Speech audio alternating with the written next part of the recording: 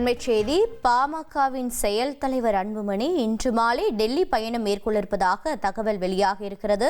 பாமகவின் நிறுவனர் ராமதாஸ் மற்றும் செயல் தலைவர் அன்புமணி ராமதாஸ் இடையே கருத்து வேறுபாடு நிலவி வரும் சூழலில் இன்று இவர் டெல்லி பயணம் மேற்கொள்ள இருப்பதாக தகவல் கிடைத்திருக்கிறது. விவரங்களை செய்தியாளர் சங்கரன் வழங்கிட கேட்கலாம். சங்கரன், வணக்கம். அன்புமணி ராமதாஸின் டெல்லி பயணத்திற்கான நோக்கம் என்ன? மேலும் தகவல்கள் என்னென்ன? வணக்கம்.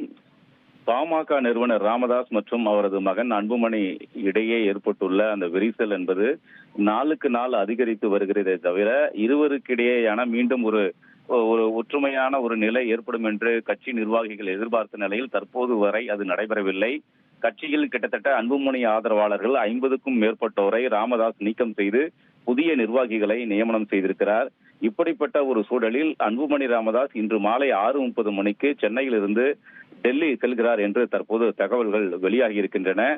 டெல்லி இன்று செல்லக்கூடிய அன்புமணி நாளை தேர்தல் ஆணைய அதிகாரிகளை சந்திக்கலாம் என்றும் தகவல்கள் வெளியாகி இருக்கிறது. அதே நேரத்தில் சட்ட வல்லுநர்களோடு அவர் ஆலோசனை நடத்த இருப்பதாகவும் தகவல்கள் வெளியாகி இருக்கின்றன.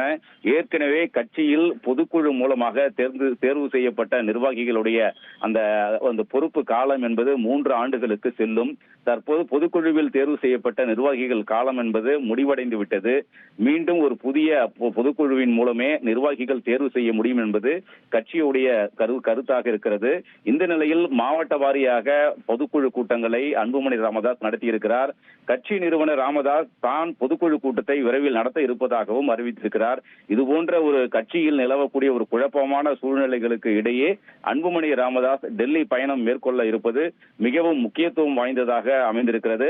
எனவே இன்று இரவு டெல்லி சென்றுவிட்டு நாளை அவர் டெல்லியில் பல்வேறு நகர்வுகளை அவர் செய்யக்கூடும் என்றும் தகவல்கள் வெளியாகி இருக்கிறது.